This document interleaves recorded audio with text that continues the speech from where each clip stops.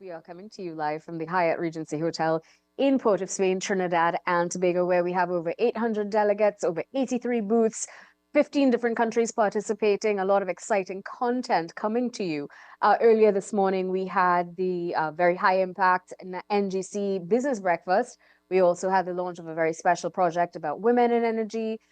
We had the national awards being presented, the energy awards being presented as well.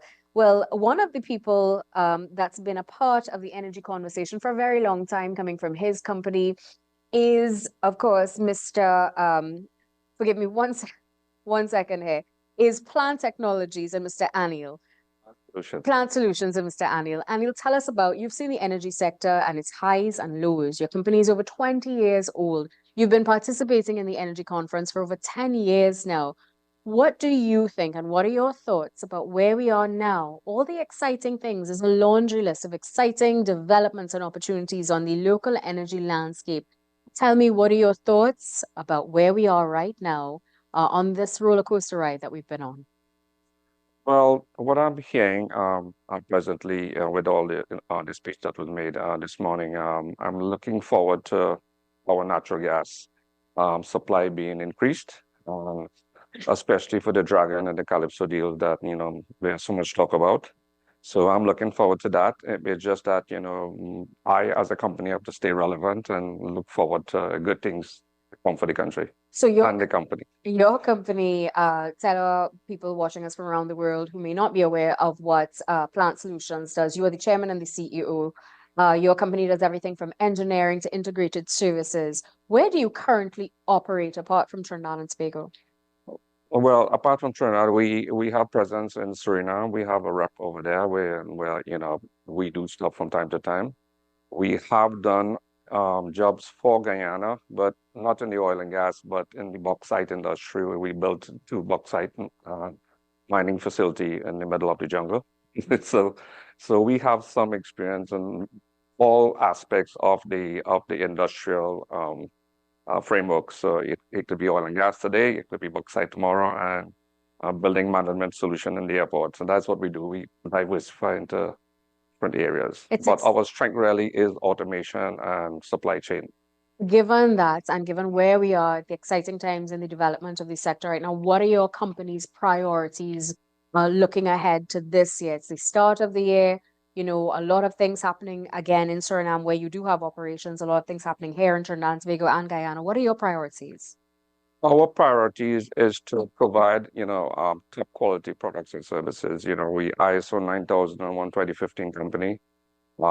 We see that being relevant for our industry, both on the safety and project management side. So I'm just want to, it's the time right now is not so ripe in the taken, but the future looks good, and so we just keeping the company relevant and with a proper quality management system in place. What would you say are some of the challenges facing your company right now in terms of its growth and its growth strategy? Well, over the years, recently, foreign exchange have been a challenge for us because we are a supply company. We supply goods from all parts of the world, India, China, Italy, the US. So getting that foreign exchange in time is a challenge for some customers. However, some of our customers are paying us in US dollars. So that takes some of the burden out from the challenges we have to provide a product on time to our clients. What are your thoughts on the theme of this year's conference so far? It's accelerating action. What do you think about the theme and what have you heard so far that's piqued your curiosity at the conference?